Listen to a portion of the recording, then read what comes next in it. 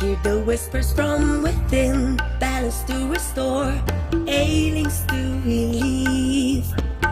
Feel the nature keeping us, nature healing us, flowers, leaves, and roots within. Hear the mind calming you, soothing you, love and kindness inside out. Let the herbs from middle world heal. Welcome wellness, welcome wellness. It's revealed herbs, middle world herbs. Hello and welcome to the Middle World Herbs Natural Wellbeing Series, where we talk about restoring and maintaining your health in safe and natural ways while incorporating both the physical and the emotional side of healing. We go live once a week on Fridays at 3 p.m. Pacific Standard Time. And really good news, this summer we are going to be updating our schedule starting in June and adding another live webinar on Wednesdays at 3 p.m. So over the summer, be sure to tune in. It's going to be Wednesdays and Thursdays at 3 p.m. And I'll remind you again before we get to that point. Well, last week, May 6th, was a special day. It was the National No Diet Day. And for those who have not heard about National No Diet Day, it's an annual campaign that's really to encourage the rejection of diet culture. And this movement was started by Mary Evans Young in 1992, and it celebrates the importance of body acceptance, diversity, and respect for all body shapes and sizes. In today's episode, we want to invite you to just join us in challenging diet culture by promoting healthy relationships with food, movement, and body image. My name is Deanne, and I am your host today, and I am here with our special guest, Dr. Jacquie Leone. She's a naturopathic medical doctor, board-certified holistic nutritionist, and a psychology enthusiast. All right, Dr. Jacquie, hello. You're waving, and I was staring at that and losing my train of thought. Sorry. We did it's fine. We did part 1 last week. It was super interesting. So we broke it up into a part 2. So for those who weren't on part 1, tell us a little bit about why this topic is near and dear to your heart and how it helped to kind of get you into the path that you're in. Yes, of course. So I think we are naturally, whether we recognize it or not as women, indoctrinated into diet culture at a very young age. We are constantly bombarded with messages, comparing our bodies to others to this unrealistic standard. And, research has shown that by the time girls are 8 years old, their self-confidence and body confidence plummets significantly. So I think just being a woman, and this affects men as well. I don't want to, genderfy it, but I do think that it's a little bit more geared toward women, our culture, I guess, expectations of our body, right? So I think just being a woman makes me qualified before even being a doctor or nutritionist. But I will say that through working with nutrition and understanding my biochemistry, and my specific biochemistry, because we're also diverse, I really learned to work to eat the way that resonates with my body through a lot of trial and error. And I'm talking decades here. So before I became a physician to after I became a physician, I would love to take that information that I have learned by, like I said, trial and error, and condense it down and share it with people to empower them to embrace their own biodiversity and really get rid of diet culture and the pressure to have to be something we're not, and instead celebrate what we are, So that is, to me, why I'm so passionate about things like diet and gut health and just overall body acceptance. Yeah, I love that.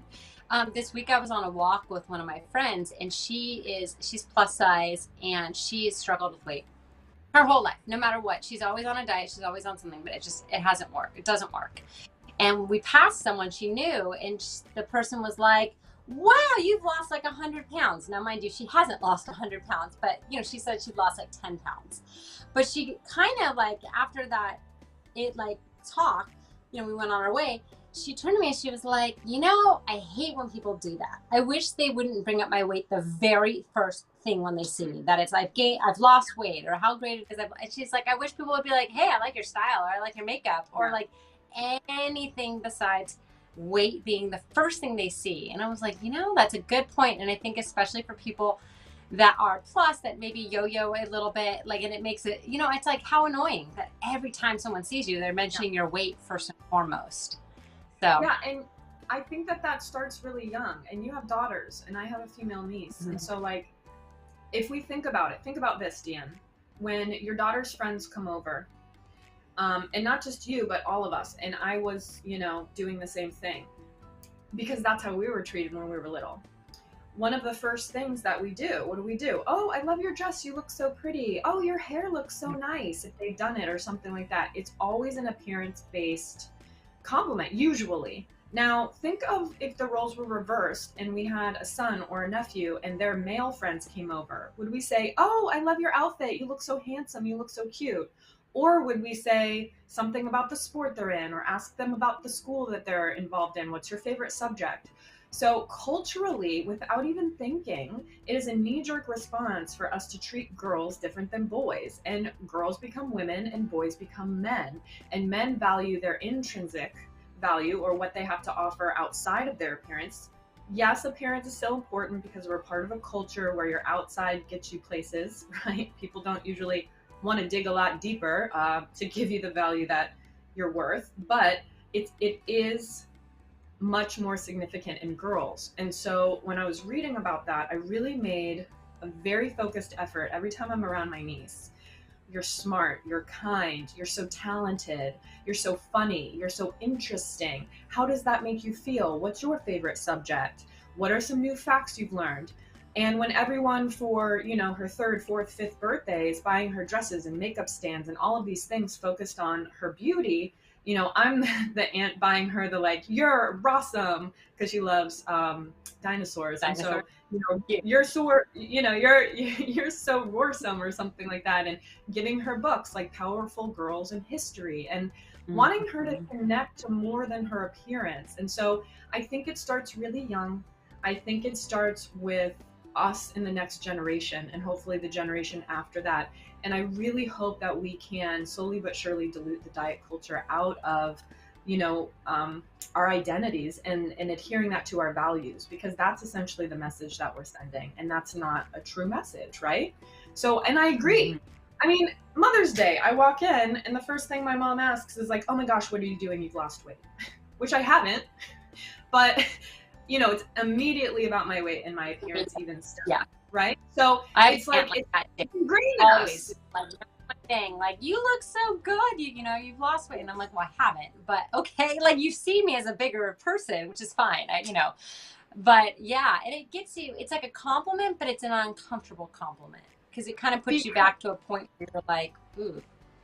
Exactly, because what it's doing is reminding us of the inherent tether of external validation equaling internal value, which is not true. But somewhere along the line, I think it started in the 1900s, 1920s with women shaving their legs, women dyeing their hair, makeup is more available. Don't you want that corseted waist? Don't you want to dress the certain way and be there for your man? And these gendered roles where women had to look and act a certain way, and men have their own inherent pressures, and I'm not trying to deny or diminish that, the provider protector role and be a man and walk it off and don't feel your feelings. They have their own set of struggles, and I understand that.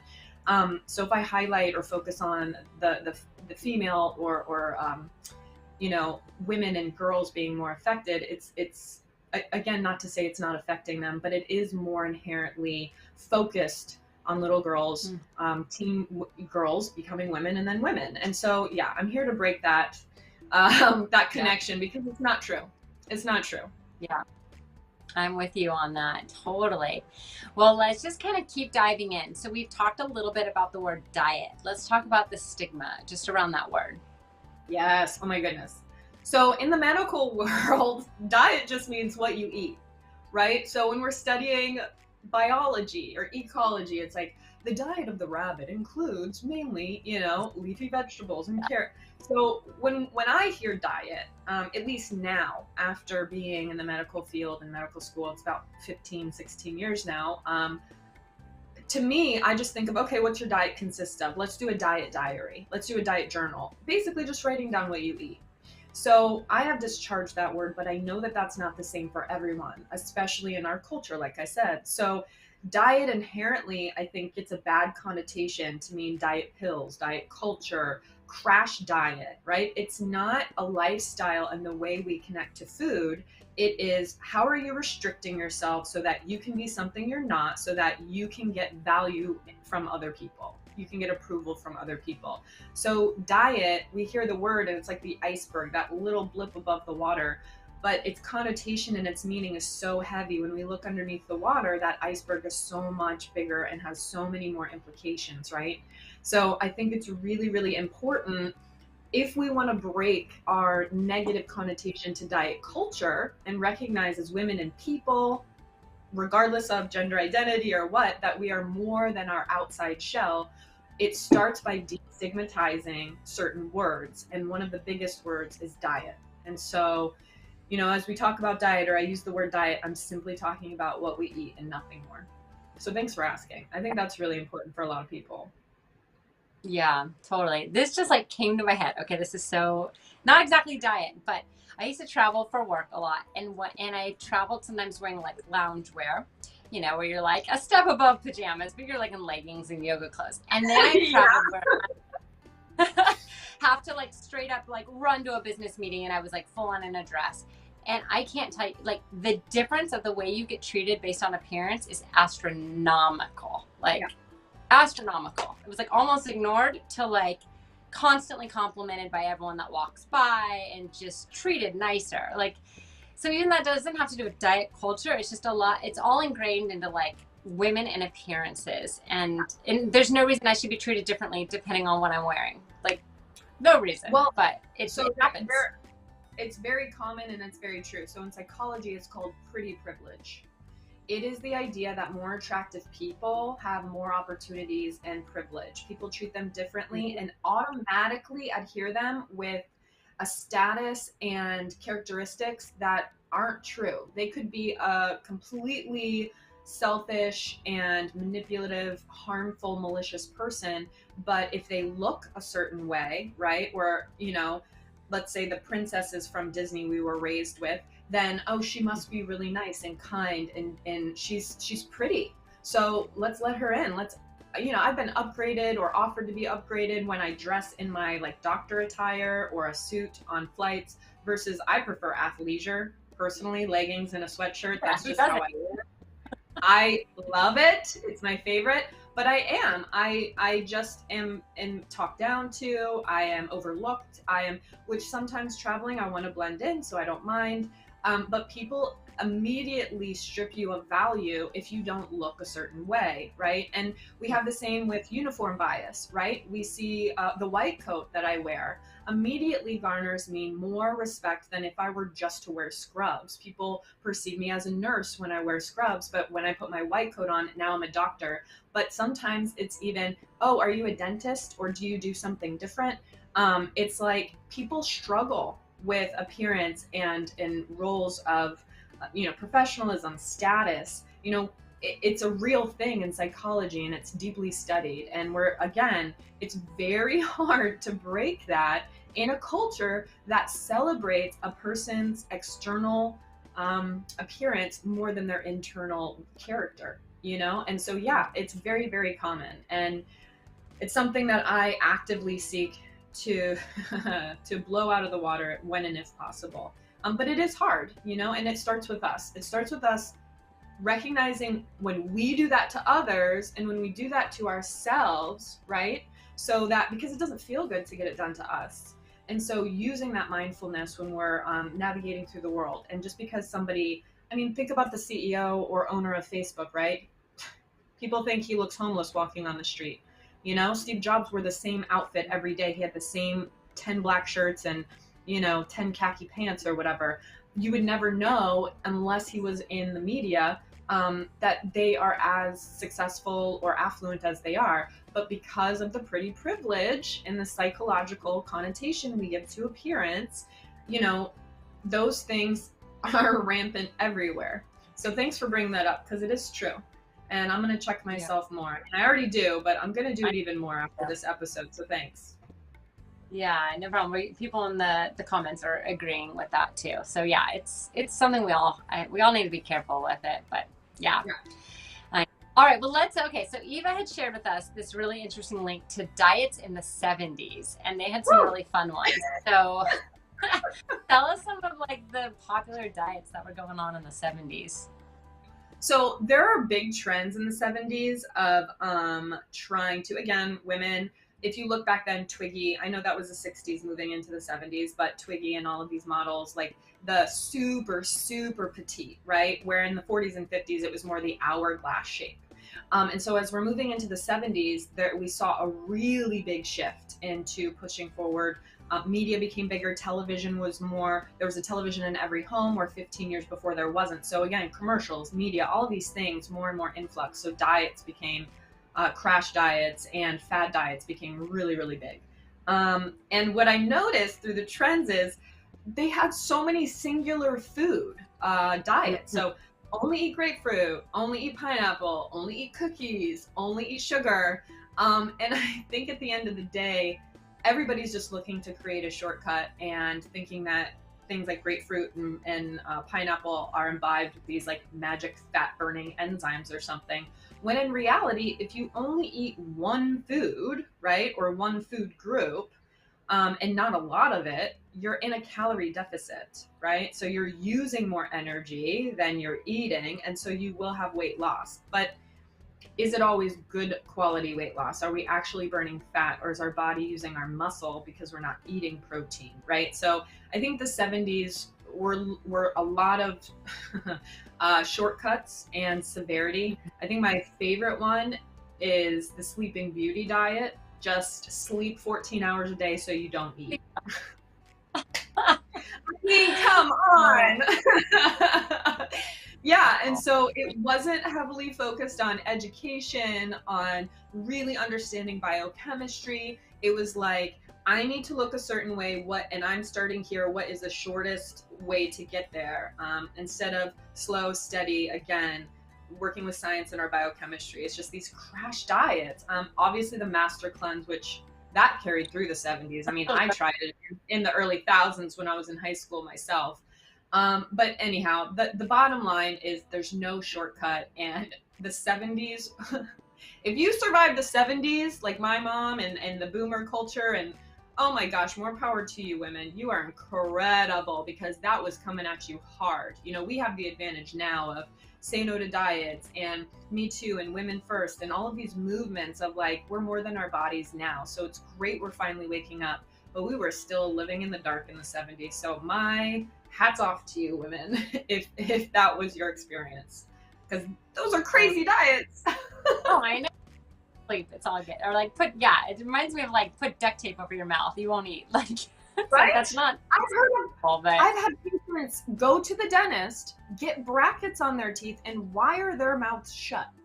So all they can do is drink their calories. Yeah, that's how severe diet culture gets. That's so damaging psychologically and physically. Yeah, it's very severe. So severe. Okay, well, let's talk about some of the popular diets and your assessment of those. So I know there's like a million, so maybe pick just like a couple. Okay. The few that I think are the biggest right now, let's say ketogenic, where we're only eating protein and fat, no carbohydrates. And that's okay in a short term, 4 to 6 weeks, but afterward you can put yourself in what's called ketoacidosis, where you're really starting to break down important organ systems over time, like the kidneys, the heart, the liver, all of these systems that really need carbohydrates to survive. Like our brain only runs on carbohydrates or glucose, ideally. So when we're depriving the body of glucose, the body creates ketones for energy, which are only about 20 to 30% as effective. So we see lots of brain fog, fatigue, muscle wasting, all those things on the ketogenic diet. So which again, I'm not a huge fan of, but if you are looking to maybe drop a dress size for an event in 4 to 6 weeks and you want to give it a try, professionally, I'm not going to advocate it, but I'm also not going to judge you for doing that. We've all been there. But it's just not a long-term diet for overall health, Then we have paleo, where we eat Paleolithic as if we were 10,000 years ago, hunter-gatherer. The thing is we've evolved since then. Our digestive enzymes have changed. Our teeth have changed. Our ability to rip into raw meat in animals no longer exists, right? We have flatter incisors and canines. Like, all of these things are changing over time. So to eat as if we were hunter-gatherer 10,000 years ago doesn't really align with our current biological state. But again, it's one of those things where I don't want to sit here and judge anyone's eating patterns. I just look at the science, and I look at patients coming to me with struggles and the negative consequences and side effects I've personally seen in myself and patients. The last thing I'll say, which is really big right now, is the vegan plant-based kind of thing. People kind of think they're the same thing. Vegan is 100% no animal products and no animal byproducts. So anything that comes from an animal, like milk, eggs, honey from bees. And so vegan is very, very strict, and it's based on almost a belief system or ethical and moral stance of it is wrong inherently, and the impacts on the environment, the animals, everything. Now, when we look at plant-based is like focusing on plants, focusing on eating fruits, vegetables, nuts, seeds, and grains. And then if animal products or byproducts are there, like fish once in a while, eggs in our cooking, a splash of milk here and there, a pat of butter here and there, that it's not condemning, it's not an ethical, moral stance. It is eating more for health and eating more to your biology, right? So if you're craving an egg, have an egg. If you're not, don't. And so that's the difference between vegan and plant-based right now.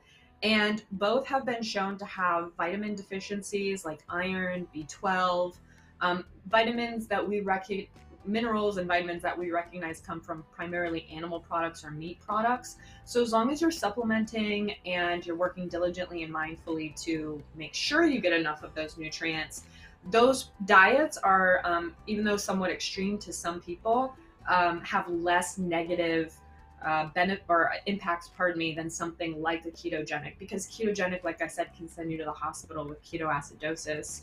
If you want to look that up, feel free. I won't explain it now.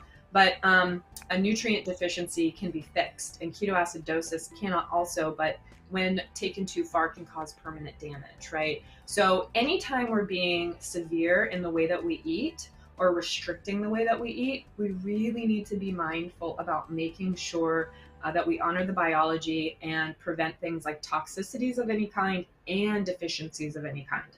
So those are probably the four I get asked about the most: the keto, paleo, vegan, and plant-based. Okay, awesome. Have you heard that joke that's like, how do you know if someone's vegan? They'll tell you about it? No, I don't know. I'll tell you. That's it. Oh, really? I'll tell you. Yeah. Oh my gosh. I have been there so many times, and I think I heard that same joke about CrossFit or there was you can apply it to anything. You can apply it to exactly keto, anything that's very, like, I don't want to say cult-like, because that I think is judgy, but it's kind of like an us versus them. If you're not with us, you're against us kind of mentality in some of those extreme lifestyle things like diet, workout, all that. Yeah, people make sure it's part of their identity, right? There's nothing wrong with vegan. No, there's nothing wrong with it. It's all jokes. I've been vegan. I have, been that, like, did you know about yoga? Yoga and meditation can save your life. Did you know veganism? Like, that? I've been that person. I do not judge that person. I celebrate that person. I'm just no longer that person, I know one time I said something about, I don't remember, it was like a social media post about how to do with veganism, but it was more like someone had questioned me like, well, what do you eat? And I was like, well, I guess I'm like vegan-ish. And she was like, no, there's no, you are vegan friend, you're friendly to vegans or something like that. I was like, oh, there's no ish. Yeah. You're vegan or you're not vegan. What's funny? But I guess plant-based-ish would have been safer. Exactly. So for you, right, that would be, which I talked about that last week when we reviewed diets, but it's called a flexitarian. So basically, that's like intuitive eating. You're flexible, you try to eat mostly plants, everything else in moderation. I actually had an idea for a YouTube channel a few years ago when I was really strictly vegan to call it vegan-ish, because I would use honey here and there, or butter here and there. And yeah, once I really dug deep, I realized vegan is not plant-based. It is a movement. It is a belief system. So you can't be like Catholic-ish. Well, you can, I guess, but like, do you know what I mean? Like, yeah. So either you believe in God or you don't, right? Either you follow Catholicism or you don't. And I think vegan is one of those, you know, it's very, very different than just keto or plant-based. It is a belief system, an extension of people's identity, really. So yeah, I'm not surprised you ran into stuff like that. And in full transparency, I wouldn't even say I'm a flexitarian. Like, I'm like a flexitarian for a day, and then I'm all over the map. But but I think I know that that's probably the best way to be. Okay, so intuitive eating, listen to your body. Yes, if your body's craving something, chances are you need that nutrient, right? You need that. Okay. You changed me on that. Like for like a week, I just wanted sushi, and I was like, "This is because Dr. Jacquie says my body is craving it. There's a mineral or something I need." And so now I think about that. And when my girls, like, I had those little halo oranges, and they were like going to town on them last night. My 4-year-old had like 4 in a row, and I was like, she just needs the vitamin C. Like, her body is telling her, like, I need it. So. Or they, like, were they out in the sun recently? Did they spend a lot of time out in the sun? Did they spend, you know what I mean? Like, thinking about that, they utilize a lot of antioxidants and vitamin C. They're just replenishing. For you, seaweed has iodine. It helps us women with thyroid health, right? Fish is really high in protein. So, and all these other minerals that go along with it. So, like, there's absolutely nothing wrong if a craving is something healthy, like sushi, like fruit, like oranges. Man, green light it all day long, you know? Yeah, dark chocolate, good still. Magnesium. Yep. See? I love it. If it's at least 60% cacao or higher, then the antioxidant effect of the cacao and the magnesium is going to outdo the potential added sugar that might be in there. Now, if it's milk chocolate or white chocolate, there's almost no cacao. That is a sugar craving. But if it's dark chocolate and the bitter thing that you're craving, then you're craving the antioxidants and the magnesium and the cacao. Nice. Okay, so after last week's show, there was a lot of questions that came in, and maybe it's because summer's coming up and everyone's got diets on their mind, but we just want to get your thoughts on these. So before we get into them, though, anyone who's watching, just hit the follow button if you haven't followed us yet, because that helps us all stay connected, and we really appreciate it. And if you followed us already, you guys rock. So first question, should I avoid gluten or carbs? Oof, that's a good one. I get asked this all the time. So the answer is maybe. So carbohydrates and gluten aren't inherently linked. You can eat carbohydrates without eating gluten. Gluten is in wheat containing products, right? Or in facilities that manufacture wheat or process wheat. So breads, pastas, meals, pre-prepared meals, or things that it's the protein in wheat. And what we've noticed over time is when we take in gluten, by and large, due to the way it's grown and the way it's treated, and it's over time, it's genetically modified, all those things, we've noticed it's actually causing a lot of inflammation in a lot of the population here in North America. Now, it's grown differently in different standards in other parts of the world. So if you have a gluten sensitivity in America, you may not in the rest of the world. But if you have celiac disease, which is you absolutely cannot have gluten at all, it will make you sick. It is basically like somebody being allergic to bees. Then by all means, regardless of where you go, don't eat gluten. But if you have a gluten intolerance or sensitivity, then don't eat it, right? And you're only going to know by tracking your diet and then checking in with how you feel after you have gluten-rich meals. You know, do you feel tired, brain foggy, bloaty, uncomfortable, sad, see mood stuff? Then maybe avoid gluten. But if you can tolerate gluten, don't avoid gluten, right? Some vegans I know, seitan is primarily gluten. And it's really rich in protein. A lot of fake meats or meat substitutes are high in gluten. So if you can tolerate it and it's a good source of protein for you, don't get rid of it. If you're sensitive to it, I'm somewhat sensitive to it, then just avoid it when you can. Carbohydrates, to me, I would never avoid eating carbohydrates. Our body requires carbohydrates for energy, like I said before, especially our brain, which requires about 30 to 50 grams of glucose a day. So to me, 30 to 60% of the diet being carbohydrates is totally well within the range of normal, and our body actually benefits and needs them. Now, I will say there's difference between quality of carbohydrates. Are we eating a lot of processed sugar? Are we eating fruits and vegetables and whole grains, right? So that's why I said maybe if you're gluten intolerant, don't eat it. If you're celiac, definitely don't eat it. Carbohydrates, if you notice it affecting the way that you feel, your mood, or the type of carbohydrates just don't have nutrients, then yeah, don't eat those types of carbohydrates. Try and shift to other forms that are nutrient dense. Like I said, fruits, veggies, and whole grains. Can some people also with diabetes, we have to consider the body, how it deals with carbohydrates and sugars. So it's really difficult to say, a hard yes or no when it comes to questions like these. It just depends on the person. So I hate that I can't give like a laser focused answer, but that's the truth.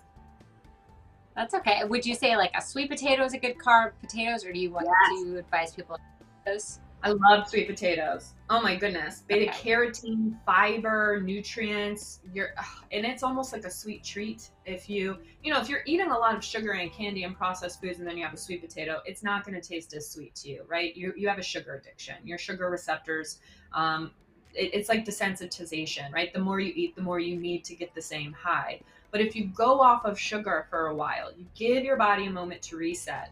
Sweet potatoes and fruit will be like candy, right? They really will. I came across the most sweet grapes a couple weeks ago. They were like candy to me. I couldn't believe that it was nature. Was it? No? Okay, because they're actually the cotton candy ones? No, I can't remember the name of them, but I remember having the cotton candy one and then having this one. And this one was better than the cotton candy one, which is interesting. But anyhow. Yeah, no, that's awesome. Okay, so what are some foods that can help us feel fuller longer? Protein and fat, basically. Carbohydrates are used for instant energy. Proteins are building blocks. They're only used for structural things, to make enzymes, to rebuild tissue, right? Where carbohydrates are only energy. And then fat is unique because it's a little bit of both. Fat is used to make sex hormones like estrogen, testosterone. It's used to make cellular like the biolayer, the phospholipid bilayer of cells. But then it's also used for long-term energy because it has 2.5 times the energy or calories as a carbohydrate or a protein. So anytime we're going to eat fat or protein, again, protein isn't going to spike the blood sugar. It's going to satiate us longer. And fats, just because they have so much more energy in them than carbs, just take longer to digest. Where carbs start in our mouth. You put a cracker in your mouth, that is dissolved instantly. If you put a piece of meat or peanut butter, something really high in fat, it's not going to dissolve in your mouth, right? Because it takes multiple steps to digest. So anytime we're eating food like protein and fat, we just stay fuller longer. Okay, so if that's the goal, is to stay fuller longer, really focusing on those two macronutrients is going to help you achieve that. But again, we still need to dabble in the carbohydrates to make sure that our brain and our central nervous system is still working well. Okay, so this isn't one of your questions, but it just popped in my head. So the bulletproof coffee thing where you add like a stick of butter for fat, are you pro or against? I like bulletproof with coconut oil personally. If you can handle dairy and you want butter, I don't think a whole stick is great because again, it has a lot of saturated fat. Yeah, and it has LDL. So we've all heard the good cholesterol, bad cholesterol. LDL is bad cholesterol. It's what's left over when our body breaks down cholesterol in the body that we need. Cholesterol makes sex hormones, like I said, so we need a little bit, right? But after we break it down, that LDL can get really sticky and stick to the inside of vessels and stick places in the body. So HDL, or good cholesterol, comes by and pulls the sticky ickies back to the liver to be processed out of arteries and preventing atherosclerosis. So when it comes to something like that, I think if we can focus on the good HDL in our coffee, in the bulletproof, then we're doing a great job because we're using food as medicine. But something like butter is adding to the LDL content of the body, so it could be causing more harm than good long term. Even though I understand short term, we add sugar and dairy to our coffee a lot of times, and coffee is very acidic, so now we have a highly acidic beverage that's going to spike our blood sugar, and cause inflammation. And so people are trying to slow the digestion and buffer the acid of coffee by adding a fat. So we just want to make sure, if we're going to do that, which is fine, make sure it's a high quality fat like a coconut oil or a plant-based oil if we can. In my professional opinion, I would avoid utilizing butter. But again, that's to each your own. If your biodiversity tolerates a little bit of butter every morning and you want to go with that, and you have great labs and your LDL is normal and you have no heart disease issues, then, green light it. But it's just up to the person. But yeah, I mean, I personally really like it with coconut oil. I also add collagen sometimes. I have a collagen powder that I add. It's vanilla flavored, and that helps for me with the acidity. Takes longer to digest, feels better. So that's the route I take personally. Good question. Cool. All right. I don't know, it came into my head. What about juice detox? What do you think about those? I think it depends on the person. I wouldn't do it in someone who has diabetes or someone who has issues with metabolizing sugar. Because remember, even whole juices are basically sugar water with a lot of micronutrients in it. So think of like a multivitamin sugar water, in a sense. We're stripping all the fiber away, right? Because it's not a smoothie. We're getting rid of that pulp. But there are benefits to it if you have digestive issues and you lack the enzymes and absorption is a problem. You have a lot of inflammation. A 2 to 3 day juice fast with some, healthy oils or nuts and seeds in between, just once or twice a day, could be really helpful, because now it's easy on the tummy to digest. It doesn't have to break apart all these complex fiber and fat and protein and animal products, right? And then we're really absorbing all of those antioxidants, all the nutrients, the fresh, delicious stuff inside the plant cell. Do I think that there are better ways to detox? Yes. Are juices a part of that process for me? Yes. But is it the focus? No. I personally think that juice cleanses do have their route, their path, and their application, but it depends on the person. And I think if you are considering a juice fast, definitely talk to your doctor or your naturopath to see if it's going to be a right fit for you. Okay, so what about breakfast? That's like another hot topic. Do I have to eat it? How many times a day should I be eating after breakfast if you eat breakfast? That's a really good question. So it depends on the person. So I personally abide by intermittent fasting. I'm not a big breakfast person, but if I wake up and I'm hungry, I eat. If I wake up and I'm not hungry, I don't eat. I continue to drink water, lemon water teas, black coffee, which I prefer coffee with oat milk and maple syrup. That's kind of like how I take my coffee. But if I'm focused on a strict intermittent fasting, I'll just have black. But it just depends on the person. Like, I will intermittent fast here and there. But again, if I wake up hungry, I'm eating. But we shouldn't force ourselves to eat when we're not hungry as well, because that's just as bad as deliberately depriving ourselves when we are hungry, right? So that comes right back to that intuitive eating we were talking about last week, when you check in with your body and you honor it. If you want breakfast, eat it. If you don't want breakfast, don't eat it. Some people report, especially athletes, not eating breakfast and just having, a juice, a smoothie, lemon water, which is still breakfast, but it's not, they're not chewing food, not really eggs and bacon, and, it's not what we, at least to me in America, consider, breakfast. But it's something to get their metabolism going, but they feel more clear-headed, stronger in their workouts, faster in their reaction time when they're not weighed down with food. And some are like, I can't go to my workout unless I have 2 eggs and a piece of toast every morning. Like, I have to have it. So when we ask questions like, should I avoid carbs? What about a juice detox? How many times a day is good to eat? Breakfast, yay or nay? It really does come down to our biodiversity and honoring your unique biology and what your specific body needs, and having a good relationship with asking yourself questions and then listening for those answers, and then honoring what your body says, you know? Yeah, I actually think I do intermittent fasting as well, and I think my body like thrives on that too when I'm not eating, not hungry. But if I same thing, if I'm hungry, I'm having a bar or something. Like I'm not gonna not. Yeah. And then I do cold brew in the morning and just on ice, so it's black, but it's not as acidic, and that's really good. Mhm. That like It is really good. Yeah. moves the Yeah. But yeah, everyone's different. My husband, he's an athlete. He does not eat before he goes on runs in the morning. Like he Yep. maybe if he eats a really long one, he'll have some sort of like half a piece of toast or something, but would never eat before. And Totally I used to understand. always have before work. I never knew you weren't supposed to. I would like have a big breakfast and go work out. Like I just didn't know. So it's really interesting. It really is different. Yeah, my partner's a tennis player and he can't have he tends to do lessons later in the afternoon most days, so he can't have a big lunch and then go be on court for 4 or 5 hours. It's like maybe a shake, maybe a piece of avocado toast, but he's not sitting there having like a whole meal with 600, 700, 800 calories in it. It's a nice 200 to 300 calorie snack, keep the blood sugar normalized, get you through those few hours or that workout or whatever, and then having the higher calorie meal afterward as part of the repair. So, and that's just his biodiversity, right? So everybody's body just works differently, and it's really about honoring and paying attention to it. Yeah, totally. Okay, so let's talk about sugar.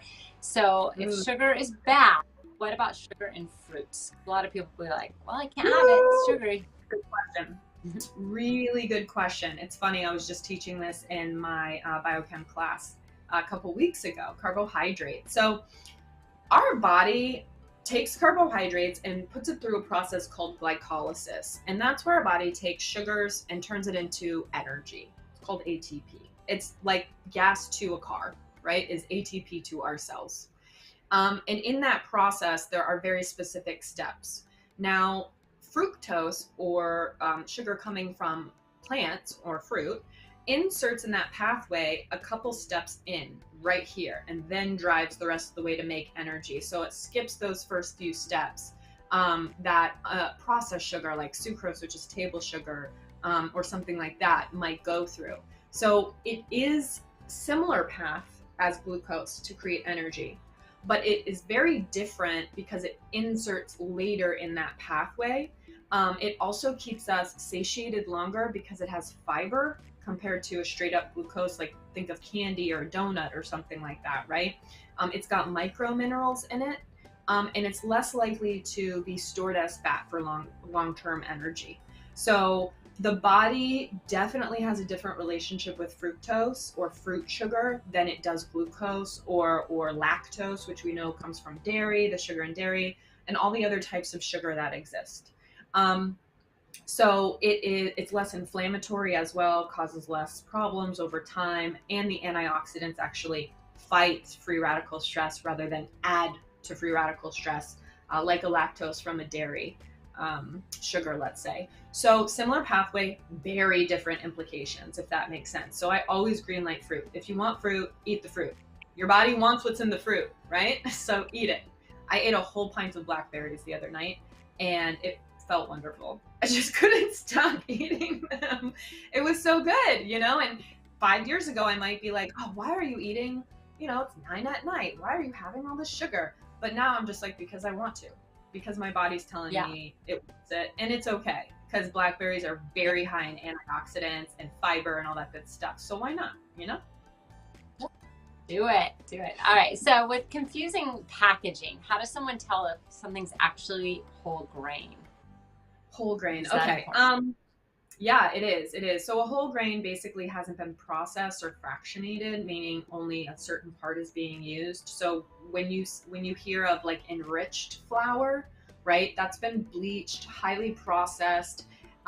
Everything has been stripped from it. And then when we get that white powdery substance, the manufacturer's like, let's enrich it with some of the nutrients that we stripped out before. So it superficially or artificially adds nutrition back. So anytime you hear enriched or fortified cereals, fortified milk where they add vitamin D, that usually means the process of making that food stripped it dry of all of its micronutrients, and we need to add it after the fact. And so it's not going to be as bioavailable, meaning like our biology won't be as available for absorption and to utilize for the important things we need, like energy and building things up or down, all that good stuff.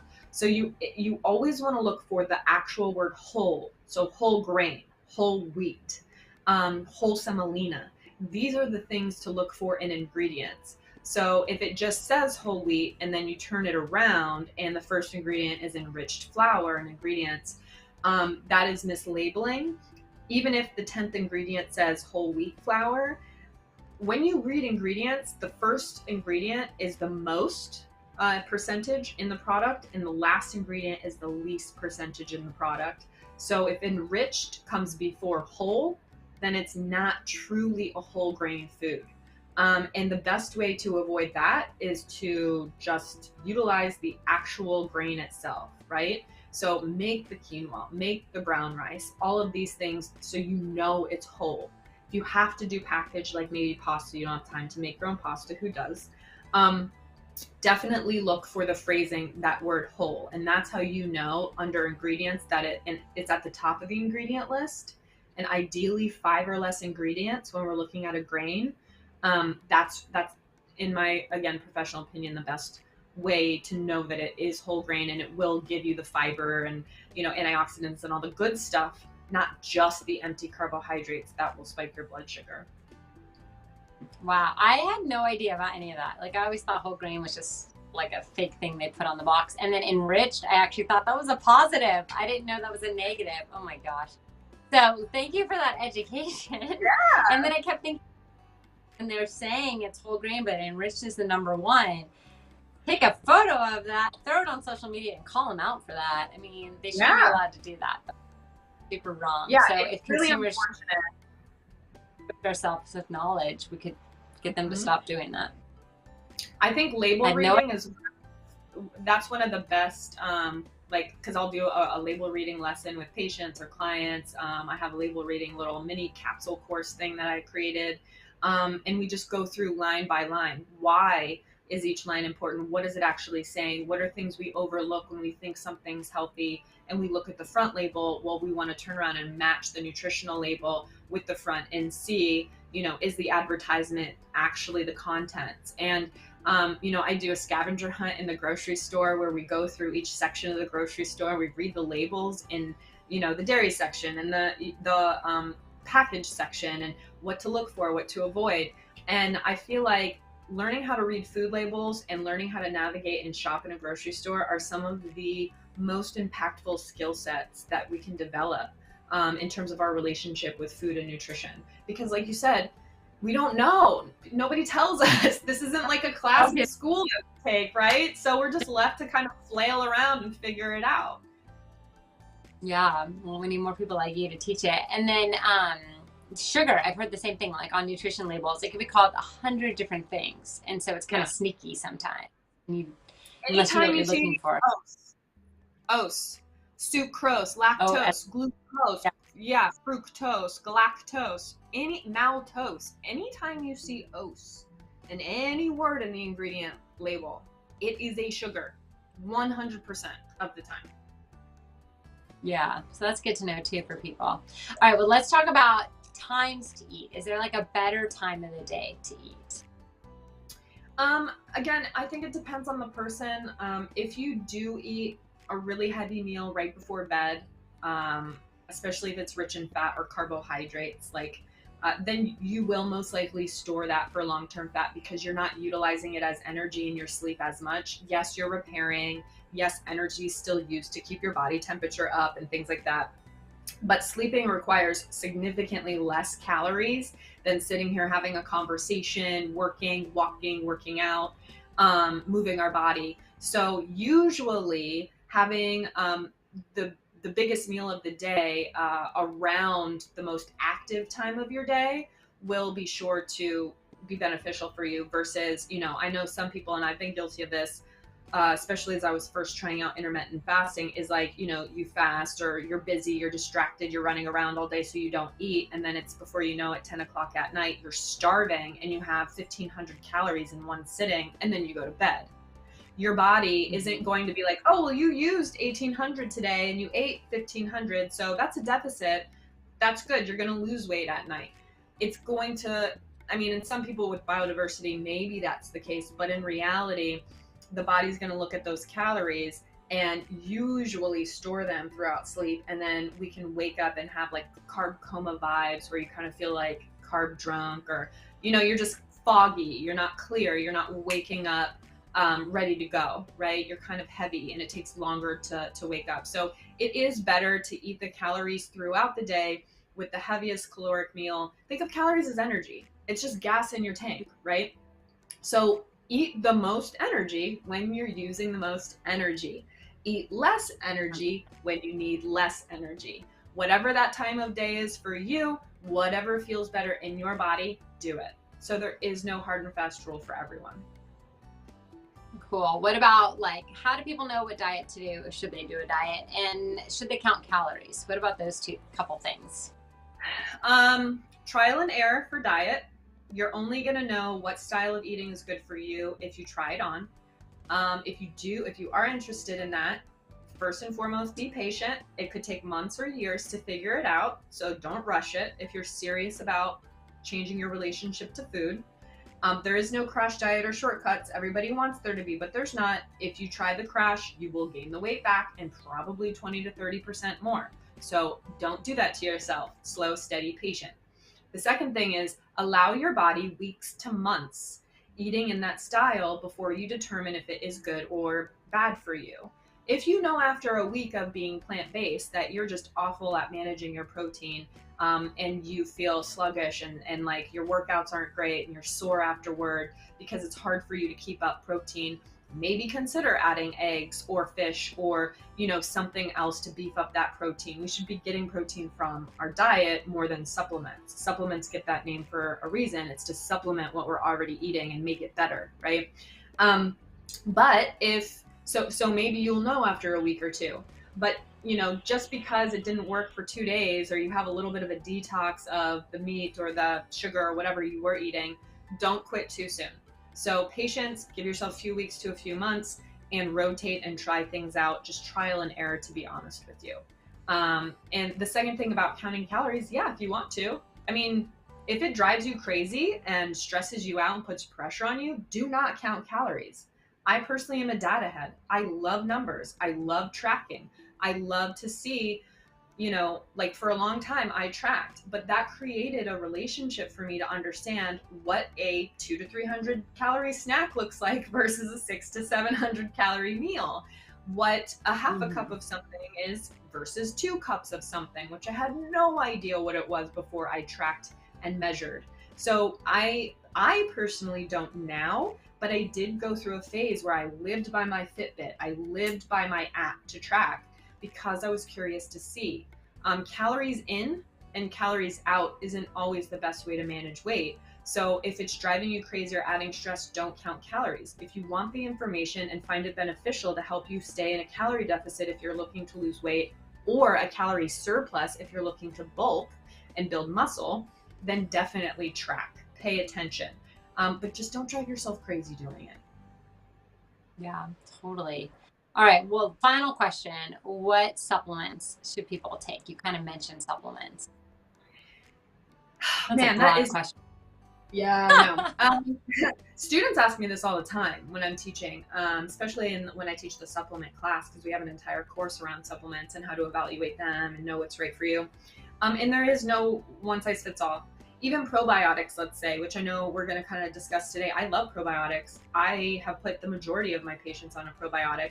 However, some people might have what's called SIBO, or small intestinal bacterial overgrowth, which means they have way too many probiotics in their stomach. So when they take a probiotic, everything gets worse. Bloating, indigestion, pain, gas, constipation. That population should not have a probiotic, right? That's not going to serve them. Fish oils, for example. Some people really thrive on fatty acid supplements and fish oils. Some people, it affects and interacts with their medication and blood thinning and all the things that the benefits for this group might be a detriment for this group. So, people ask about multivitamins. Can your body absorb 80 things at once? That is unrealistic. That is why if you take a multivitamin or a ton of a nutrient and you use the restroom a couple hours later and it's highlighter yellow or highlighter green, your body didn't absorb all of those nutrients. That's the metabolite or the leftovers that your body couldn't utilize in the toilet. So you're literally like throwing money away. So there is no one size fits all. There is no perfect nutrient or supplement combination for everyone. I think it really, again, and I hate to sound like a broken record, biodiversity. Recognize your needs, be evaluated by a professional, and learn to trial and error and tweak till you find the combination of foods and or supplements that work for you. That's really the best answer across the board with all these questions. Totally. Well, perfect transition to introduce our 3 supplements that we're going to talk about today. These are from Middle World Herbs, and I have the prebiotics and probiotics. So that's this one. We have our digestive enzymes, and then we also have our liver detox. So I think we're going to start today with the digestive enzymes. These have bromelain and aspargillopepsin, and on it there are 18 different digestive enzymes listed on the bottle. And that's a lot more than some of the other digestive enzyme supplements on the market. So I've taken these a few times. I actually need to take it a little more religiously. I feel like I need to start keeping them in my purse so that when I'm out and I have a big meal, I have them ready, because I keep them here in my office and I always forget to take it. But the few times I've had it, I feel like it made a difference. So what you do is you take it 20 minutes before you have a heavy meal. And you should notice that it should really help with your digestion. So, Dr. Jacquie, let's rope you in. You're the expert. Which enzymes do you consider staples for a well-formulated digestive enzyme supplement? This is awesome. Okay, so I'm so glad we're evaluating digestive enzymes. I think sometimes people are kind of like the blind leading the blind when it comes to this. So, first and foremost, just like OSE, O-S-E means sugar, ACE, A-S-E means enzyme. So protease breaks down protein. Lipase breaks down lipid or fat. And amylase breaks down carbohydrates. It has to do with, something further along down the pathway of breaking down carbohydrates. I wish they just called it carbolase or something like that to make it easy, but it's amylase. So those 3 things our body naturally makes. And ideally, if we are low in digestive enzymes or not making enough, taking those in the form of a supplement can do wonders for the health of our digestion. There are a ton more. You can get plant enzymes like bromelain from pineapple and papain from papaya. Different enzymes are present in different fruits and vegetables, which is fantastic. But when it comes to digestive enzymes endogenously made or made inside of us, we really want to focus on protease, lipase, and amylase. So if we're not making them inherently, then that's when we want to take them and give our body, again, that little supplemented edge to bring us up to our biological normal, right? We hear lactase breaks down lactose, right? Sucrase breaks down sucrose. So paying attention to those types of enzymes, what does your body have a problem breaking down? Do you get bloated, pain, and indigestion after high protein meals? Make sure your digestive enzyme has proteases.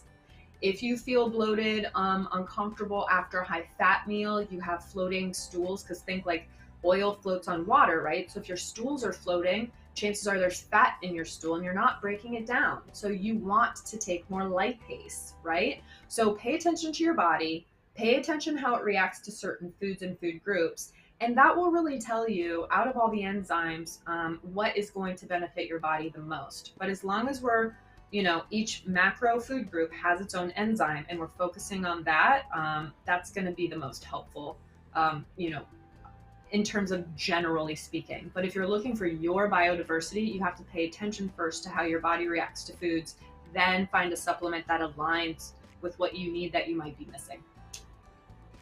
Okay, cool. Well, the good news is all those enzymes and more are in this bottle. And I took a capsule out. You guys can see the little capsules. They're like whitish in color. They're veggie capsules, and the dose is just one of these 20 minutes before your meal. It's made in the US, it's GMP certified, thoroughly tested by third-party labs, and we also test for microbes, heavy metals, identity, physical property, and strength. So you get 60 of them in the bottle, and it's $16.99 on Amazon, and that's a really amazing price for what you're getting. So I'm actually going to leave this out because I have a party that I'm going to tonight. There's going to be lots of appetizers. I'm going to take it 20 minutes before. Yeah. Justin is. So I'm sure I will be eating things that are not, that are definitely going to bloat me. So, all right, how can we tell if we have deficiencies in digestive enzymes or not? I mentioned bloating. I always get puffy. Yes. That's like my tell sign is I always get puffy the next day. Mine too. Yeah, mine too. Mine is usually bloating and just pain. Like I'll get like a crampy kind of pain, mild nausea as well. And that's kind of lower GI tract during like the absorption part of digestion. So we have kind of things that are happening at each level, right? In the stomach, it's a lot of acid, it's a lot of enzymes. And so if right after you eat, you get kind of distended, you get indigestion, acid reflux, you get a little upper gastric pain. That's a good sign that you're probably low in stomach acid, hydrochloric acid, or all the enzymes happening in there, right? Protein and carbs usually are happening in the stomach. Now, the next step down is the first part of the small intestine. It's called the duodenum. That's where fat and protein are primarily broken down. So if you notice like right around the liver, it's a little bit lower pain and you get distension or you get kind of like that gas burbly bubbly feeling, then it's probably more the small intestines, and enzymes focused on protein and fat are good ways for you to know you might be deficient, right? Other ways to know if you have diarrhea, if you have chronic constipation, if you have foul smelling gas. We release about 2 liters of gas a day naturally. So if you are real gassy all day, every day, or you have severe pain, and gas helps relieve that, chances are you're lacking enzymes in your body, struggling to digest everything because it's not being broken down. The last way to know is, and I know people are uncomfortable with this, so if you're not there yet, I don't blame you. I personally have no qualms about it. I always check what's in the toilet, having a bowel movement, because if there's undigested food, your enzymes are the cleavers of the body. So if you eat a salad and there's a salad in the bowl, your cleavers aren't working. You need more enzymes. Now, if it's corn, none of us can digest corn. It's a cellulose, just ignore that. But if it's like fruits, vegetables, rice, all of these things that you're eating, you see it in the stool, or your stool is floating, like I said, you're not absorbing your fat, you're not breaking down things. So you always want to check what's in the bowl, because that's going to tell you what's going on inside and if you need enzymes. So I definitely challenge everyone as your homework to check that out and see how you feel, and if your body's trying to tell you need some enzymes. Yeah, that's good info. All right, so how long do they last? If you took one at breakfast, would it carry you through the day? No. So enzymes are 2 to 4 hours, maybe 5, depending on the person. But think about it. Food stays in your stomach for 4 hours, in the duodenum for another 2 to 4, small intestines anywhere from 4 to 8, and then the colon another few hours. So the whole transit time from the time we eat a meal to the time it's in the toilet is 24 to 48 hours. So enzymes are only part of the digestive process, the first usually 4 to 8 hours, but they only last, when we're taking them in supplements, 2 to 4 or 5 hours. So if you take one with breakfast, that definitely helped with your breakfast meal, but it's not going to really carry over into lunch or dinner. Okay, and what about long time? So if you're taking them every single day, could you get dependent on it? Yeah, your body can start relying on the enzymes more than making them themselves. So if you're going to take a digestive enzyme, you also want to work on other things. Like, are you chewing your food until it's a liquid? So when I went to yoga school in India, there was this huge sign on the wall that said, chew your water and drink your food. And I was super curious, what the heck do they mean? What they mean is every time we have a fluid like water, we want to mix it with our salivary enzymes, because that's what's going to help when we swallow absorb and utilize the water more easily. Sometimes people who drink a bunch of water can feel kind of bloaty afterward. And again, because we're chugging. But if you take the moment to swish it around with the enzymes in your mouth, you won't have that. It won't dilute your stomach acid. It will be absorbed more efficiently. And then when it comes to food, you want to chew your food until it's a semi-liquid in your mouth. Because the more you mechanically digest with chewing, the way easier it will be on your digestive tract. And enzymes don't have to work as hard to break down huge chunks of food because you're inhaling your meal, right? So if you guys can remember, we want to drink our food and chew our water. And that will help us be less dependent on having to take supplements long term. I personally have digestive enzymes, and I take them when I know I have a big heavy meal, or I take them when I know I'm eating something a little uncharacteristic for me, so that I can avoid the negative outcomes. But I think if you have to take digestive enzymes every day at every meal, that could be an indicator of a deeper problem. And so, yes, I do think we can become desensitized to digestive enzymes, and anything chronic, meaning longer than 6 weeks, go talk to your doctor, get it checked out. If you need to take it 6 weeks, as you rebuild your relationship to food, learn to chew, take fiber and probiotics, and you're on a care plan, and then you can slowly kind of wean off and only use them as needed, like in my case, which is exactly what I did. That to me is giving you more long-term health, right? It's not putting a Band-Aid on it and making us dependent on a substance.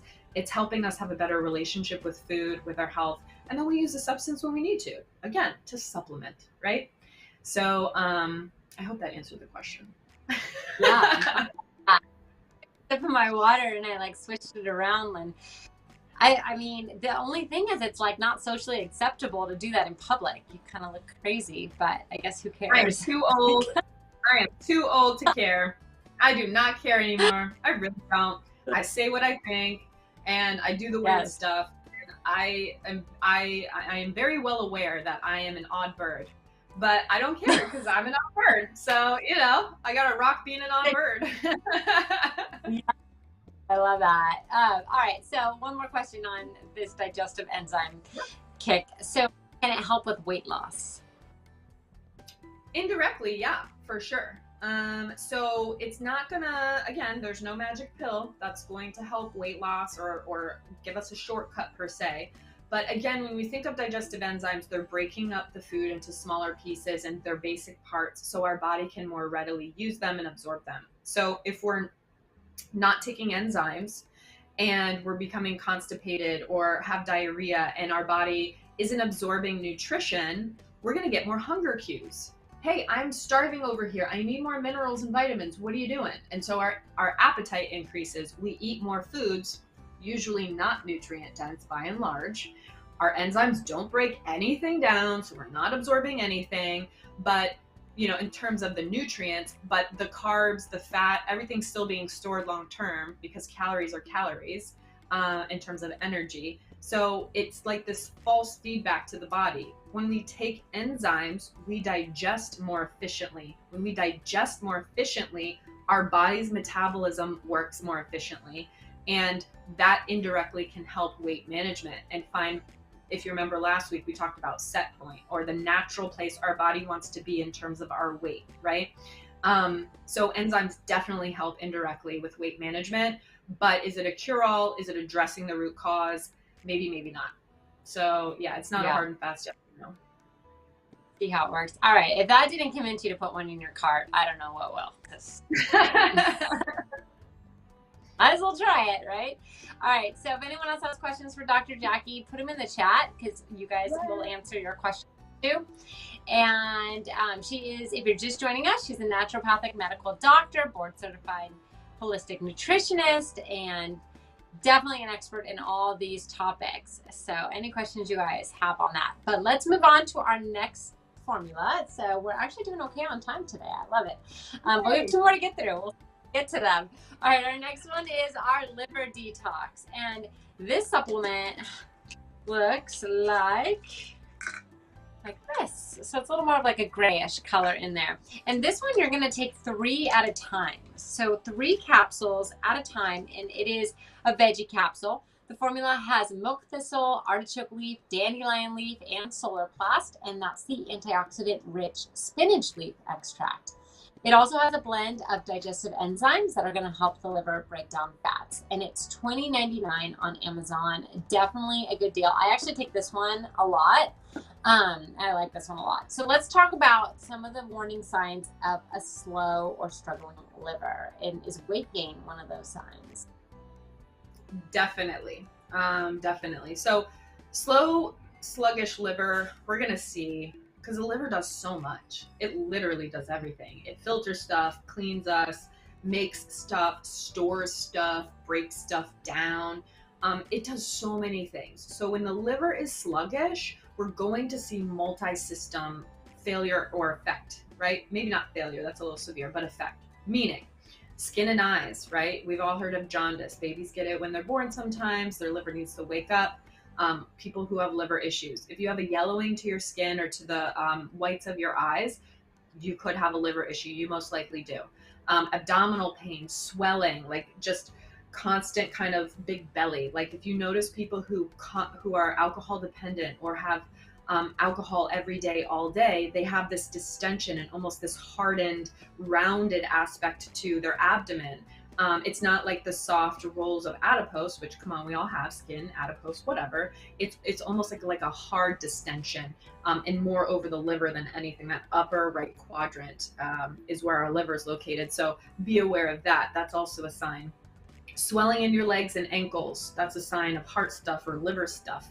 Really dark urine. If your urine is really, really dark all the time, it's either dehydration or your liver is messed up.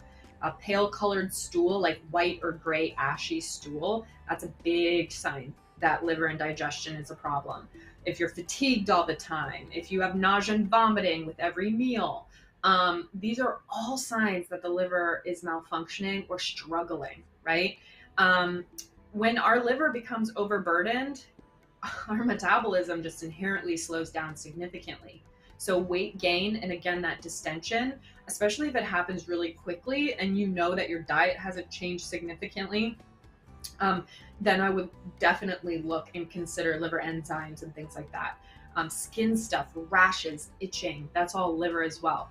You know, I remember having patients when essential oil supplements were a big deal a few years ago, constantly having this influx of patients with just their skin was on fire and they had distension. They couldn't figure it out. We did their lab tests and their liver enzymes are through the roof. And so I'm like, what changed? What happened? They were taking essential oils internally, which anytime we're taking anything concentrated or potentially toxic, the liver, it has to go through the liver. So it's going to affect the liver. Medications, alcohol, essential oils, right? So again, these are all signs that the liver is sluggish, and the weight gain definitely could be an issue. It's either thyroid or liver in most cases, not all, but in most, it's one of those two. Okay, interesting. I definitely get the skin rashes, so I should probably pop this little guy, put that right there. I'm working on it. What's like our daily habit that takes the biggest toll on our liver? Is there any sort of like one thing? There's not one, there's a few. Alcohol. If you are I have to have 2 glasses of wine to calm down and go to sleep, your liver burden is probably high. If you eat a lot of trans fat, so they're derived from animal products like primarily beef and poultry, but they're created by hydrogenating the oil. So whenever you see hydrogenated or partially hydrogenated oil in ingredients, you know it's a trans fat, and it turns healthy oils into solids, right? So when the liver can't tolerate trans fat. It can't take something that's supposed to be a liquid, like a healthy cholesterol, to make sex hormones, which occurs in the liver. And it's a solid. A trans fat is delivered to the liver as a solid. So it's just clunky. It's going to mess up the whole factory, right? So avoiding trans fat when you can, or as often as you can, ideally not having it at all. Avoiding alcohol, super, super high processed sugar. I'm not talking you know, the once in a while hot fudge sundae or donut on a Sunday breakfast. I'm talking you have to have high levels of sugar in your coffee. You're having soda all day, every day. You're having, you know, candy bars at 3 o'clock to give you that extra boost of energy to get you through the workday. People, sugar is toxic, just as toxic as alcohol to the liver. So please, please, please, if that is an issue for you, fatty liver, cirrhosis, diabetes, you are putting yourself at risk. So highly recommend taking a look at that. And last but not least is a lot of medications, painkillers, NSAIDs, if you're addicted to taking aspirin every day. Again, everything has to go through the liver, you know, all that stuff. So if you're taking a bunch of that stuff, it's going to over time affect the liver. So, you know, if we can avoid those 4 things as often as possible, you're really helping to support the liver and healthy function of the liver, which is so important. Yeah. Outside of the heart and the brain, the liver, man, top 3 for sure. Totally. There are 3 times a year I gain weight, and it's always because of sugar. And it's Easter because of Cadbury cream eggs and Reese's eggs because I have 0 will. Oh, wait, same idea. Now I'm eating this. And then of course Christmas time when you just like go off the rails. But yeah, it's just. I agree with you. The last 6 weeks. I gained like 5 pounds immediately, and I was like, no, this is not okay. And now I'm back on track. I'm back on my set point. But I want to get it a little bit the other way. Yeah, it's just, and I love our shows because these shows help me get back on track. I don't know if anyone else when you're watching, but I swear it's just, if you tune in every week, it's going to be you're going to learn something, but you're also going to help like keep your weight on, or just everything on track. Your health. It's not about weight. It's about your health. So yeah, it's a good reminder for me too. After last week's episode, you know, I was having a little confidence stuff with my body as it changes as I am getting older. You know, I'm inching my way toward 40, and I was just kind of getting down on myself. And I ended the episode, and I'm like, I'm a walking universe too. And it was just like, these episodes help me, you know, and reiterate these important things to me and remind me of my value. And to speak to your point, hey, you are not alone. My birthday falls right between Thanksgiving and Christmas. So from Thanksgiving on, it's a struggle. Oh, yeah. It's a struggle. So yeah. My birthday's it's like, it doesn't end. So like, it doesn't. I know. It's 4 times. Oh man, I hear that. That's so pain. I feel your pain. I know. 40 and it is real. Like, dude, my metabolism took a step. I was like, that's not real. Oh no, it's real. So, and it's you know, it's real, but there's something. That's a genetic necessity. And a lot of people, again, we at 40 are expected to look like we're 20. I was just talking to my partner about this the other day. We're both like, man, we compare ourselves to 25-year-olds, and we should look like that and be like that. And like, I pride myself on being healthy and taking care of myself, but I have to remember I'm 38. I can't continue to put myself to that standard because it's unrealistic. Biology is there for a reason. We're only given enough turnover enzymes to last till we're about 27, 28. So by the time we're 40, we will see the signs of aging. But guess what? We earn that. That's part of the process, right? We can't pretend. When people say 40 is a new 20, I'm like, I mean, I understand that in terms of the freedom and, you know, you're not old, and you look at people in their 40s now compared to people in their 40s, you know, in the 60s, let's say, and the difference in appearance and energy and life chapter that they're on, you know, we can constantly reinvent ourselves now. And in that term, the mentality, I love that. But when it comes to our biology, everyone, so what? You put on a couple extra pounds after 40, like that is your body. So what? You're going through menopause and andropause for men and balding, and you know, these things are happening. As long as it's not pathological and giving you a disease state, your body's just doing what it's programmed to do, everyone. And I had to really have that come to Jesus moment last week. We're walking universes. Our body knows what it's doing. And 40, it can be the new 20, but biologically it's 40, right? So let's just accept it, honor it. We've earned it, and move on. I love that. All right. Well, let's talk about some of the ingredients in our liver detox. So one of the main ones is dandelion. And I know when I go on walks with my girls, like they love picking them up and blowing them. But I also heard recently that you actually maybe eat them. Is that true? Tell me a little bit about that. So you never want to eat the flowering part of a dandelion. If you do, it's not going to kill you, but that's not where the medicinal properties occur. It's really in the big kind of jagged leaves and in the roots, Okay. believe it or not. Okay, so two things happen with dandelion. The leaf part is what's known as a diuretic. It's going to make you urinate. So if you have fluid retention, you have edema, you feel bloaty, maybe you had a lot of salt the day before, and so you're kind of retaining water. Dandelion leaf is a great way to create a diuretic effect. So we're urinating excess water out. And as we urinate, we have to remember that's clearing the kidneys, right? That's helping the kidneys continue to filter our blood. And so that's very helpful.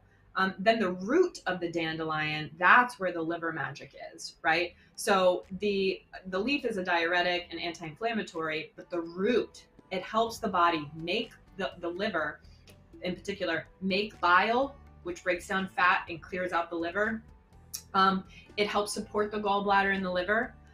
It's anti-rheumatic, so it helps with inflammation in joints and things like that. It helps with digestion because it works as what's called an alterative or a bitter, which helps the body break down fats and things better. It's just so supportive of the liver, the detox process, the root of dandelion. Then when we use the whole plant, minus the flower, of course, like the leaves and the roots, we're getting both filtration organs are being supported, the liver and the kidneys. So it's kind of like the perfect detox plant, really, is the dandelion. I highly recommend it. And anybody reading labels who is interested, taraxacum is the Latin name for dandelion. So if you see taraxacum on the label, then you know it's dandelion. Awesome. All right. How about milk thistle? What is so special about that? That's my favorite. It was the first monograph I ever did in medical school. Monographs, by the way, are kind of like biographies of a plant. Where does it come from? How does it grow? What is it good for? What does it treat? How do we take it? What concentration? So it's like, you know, if plants had dating profiles or something, it would be a monograph, right? So it was the first. Yeah. Swipe right on milk thistle, because milk thistle is the hepatic herb. It is the liver herb. It is the lock and key for the liver. It is very specific to hepatocytes. Hepa meaning liver. So we get hepatitis, right? Itis meaning inflammation, so inflammation of the liver. Hepatoprotective, protects the liver, right? Hepatocyte, site meaning cell, liver cell. So if you see HEPA anywhere, to me, I always associate that to milk thistle. Milk thistle is incredible for the liver, and I absolutely love it. Out of any other herb, when I think of the liver, I automatically anchor milk thistle. It's anti-fibrotic, so it's going to help prevent cirrhosis, which is basically scar tissue in the liver. It enhances protein synthesis, important proteins and enzymes our liver makes. It helps the toxic load of the liver and lowers it pretty significantly. Antioxidant, protective, helps hepatocytes regrow after damage. Because remember, the liver is like the starfish of the body. We can cut a little bit off and it's going to regenerate, and milk thistle helps that process. So all the way around, milk thistle, if you were to anchor one thing from today, connect milk thistle to the liver. They are inherently connected, and it is the most powerful liver and detox herb in my professional opinion. That's awesome. All right. Well, thirdly, antioxidant rich leaf extracts. So why do antioxidants help the liver in particular? So this is one of my favorite topics. They all are, but we've talked about free radicals. We have toxins, cigarettes, pollution, hairspray, whatever, stress. Our body makes free radicals naturally. And then when we add crappy environment, more free radicals. And these free radicals are angry guys, and they're just killing all our healthy cells. And antioxidants come in and they're like, hey, free radical, do you need a hug? And they neutralize and calm down the free radical. It has to do with electron exchange and changing the charge of the molecule. But I won't get into the science today. But just know that free radicals from stress and other things that we're putting in and on our body, antioxidant rich plants neutralize those free radicals and help the body get rid of them. So we're not damaging cells, because when cells are damaged, guys, the DNA gets all screwed up, and that cell's not going to do what it needs to do. Is it a filter cell? Does it grow stuff? Does it need to replicate itself? Think of like when you take, you want to copy something. If you took a copy of a copy of a copy, you can't really read that fourth copy as well as the original. Well, when free radicals damage an original cell, that's essentially what it's doing. It's ruining its ability to replicate. It's ruining its ability to heal itself. And then we get tumors, disease, cancer, breakdown, tissue degradation, arthritis, all of these things from free radicals. So antioxidants, whenever you hear like that buzzword, it's not all lip service. It is a very, very science heavy connection. So please get your antioxidants. Highly recommend. I get so excited. Awesome. I'm sorry. I'm such a nerd about these things. Abby has a question going back to probiotics. What's the best time of day to take a probiotic? Ooh, Is there a best time? That's a really good question. So probiotics are alive and they are little microbes. So we want to take them to make sure they survive through the really acidic environment in the gut. Take them with a small snack or meal. Some people report breakfast so you feel good all day. I personally prefer to take them before bed so they do their magic at night, and then I wake up and have a great bowel movement in the morning. So there isn't a perfect science to taking a probiotic, but as long as you're taking the probiotic once a day and you're taking it with a little bit of food to help buffer, you should be good to go. Good question. Okay, awesome. And then last but not least, with our liver detox, let's talk about the artichoke leaf in it. So why is artichoke beneficial? So artichoke is great because it helps hepatocytes regenerate. So milk thistle kind of does anything and everything for the liver. Artichoke is super specific in helping the cells regenerate and promote more bile production. And as we know, the liver makes bile. The gallbladder is kind of like the little coin purse that sits up under the liver, and that stores bile. And it's right in that duodenum, or that first part of the small intestines that breaks down fat. That's for a reason. So that coin purse can empty into the duodenum and break down fats, right? So we need bile inherently. It also binds to toxins and helps our body move it out. And artichoke is great for that. So artichoke is going to keep the bile moving. It's going to keep the body making new, fresh bile, the gallbladder to dump that fresh bile, the liver to make more, to fill that storage coin purse, and it keeps that process going. And artichoke is fantastic for that. That's really, it's also fiber, you know, if you're going to eat artichoke itself. And fiber are prebiotics, and they feed our probiotics, so it helps keep a really healthy balance in gut flora. So let's say you're taking artichoke leaf in the supplement and you're all set for detox and liver support. Well, you probably are giving yourself a little bit of benefit for your probiotics as well, because they're going to, the artichoke will feed the probiotics. So, you know, it's kind of a win-win, not just for your liver, but also for the rest of your gut. Awesome. Well, very cool. So everyone, scoop up your liver detox. It's on right now for $21.49. And then we don't have time today, but we've talked about probiotics before. This formula is amazing. So that one is $22.99 as well. So before we wrap though, what maybe a couple things do you want people to take away from this episode? We covered a lot. We did. I said a whole bunch. I think the standouts are body image starts young. Let's communicate and model to the young population that they are more than their pretty privilege or what they look like. Number one, please, please, please. I mean, the next generation is counting on us, right? And love yourself too. Love yourself like you'd love them, right?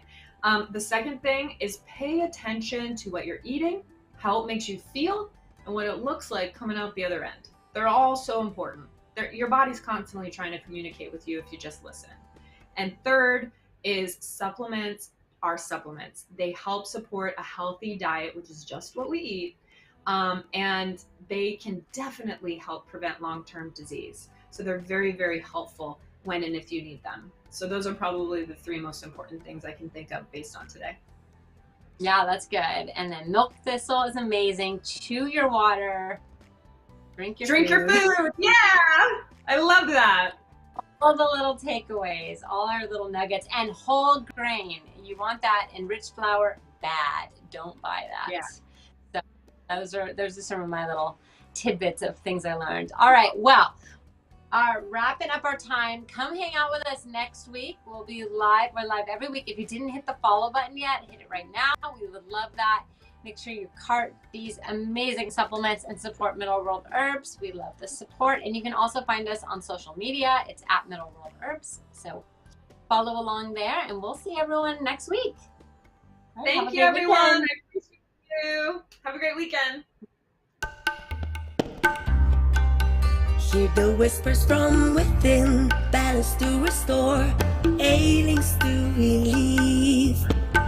Feel the nature keeping us, nature healing us, flowers, leaves, and roots within.